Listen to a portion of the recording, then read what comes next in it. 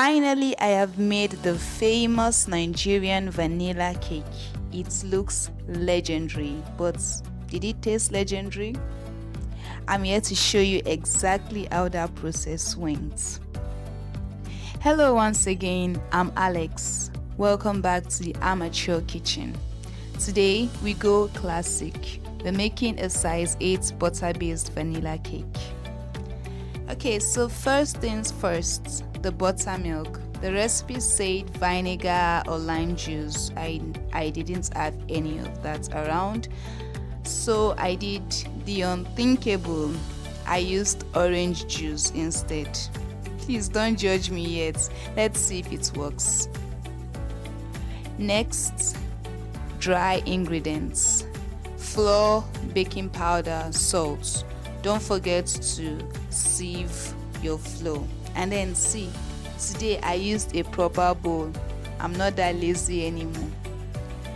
Alright, then it's next and time for my favorite part, which is creaming the butter and sugar.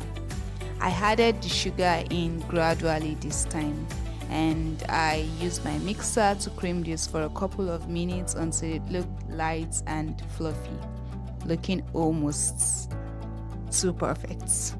Once I was satisfied, I went in with 5 eggs, one at a time. Now look at this mixture. It looks like ice cream. Seriously, I think I'm craving ice cream. Should I try making homemade ice cream next? Guys, let me know in the comments. I honestly love how creamy this is looking. It is so beautiful. Don't you think so?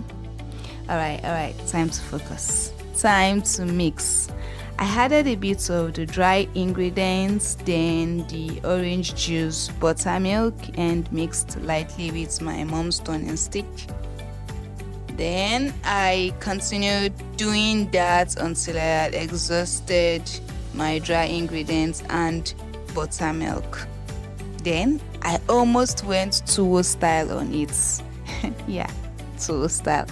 But we don't want to overmix, so I stopped myself. I added in the vanilla flavor and gave it one final mix. Okay, now I've gotten my greased pan and I poured in my batter into my greased pan. So you can grease your pan with oil or butter. In my case, I use butter. I've seen or I've come across a lot of videos where people use butter and as well sprinkle flour or salt or sugar on it. But I just use simply butter for my own. So it goes tap, tap, tap. I tapped around to remove bubbles and also to allow the batter settle in. I used a knife to smoothen the top just because I wanted to do that. Okay, and now our batter is ready to go into the oven. Alright, see you guys later. Yay! And that's how I conquered the legendary vanilla cake. And the verdict, it came out okay. Honestly, it was a bit oily and a little too sweet for me and my family, but we enjoyed it regardless. But yeah, Operation Bake a Vanilla Cake was an 80% success. What do you guys think? Let me know in the comments if you have a recipe I should try next. Please don't forget to like, subscribe, and share my loves, my darlings. Adios!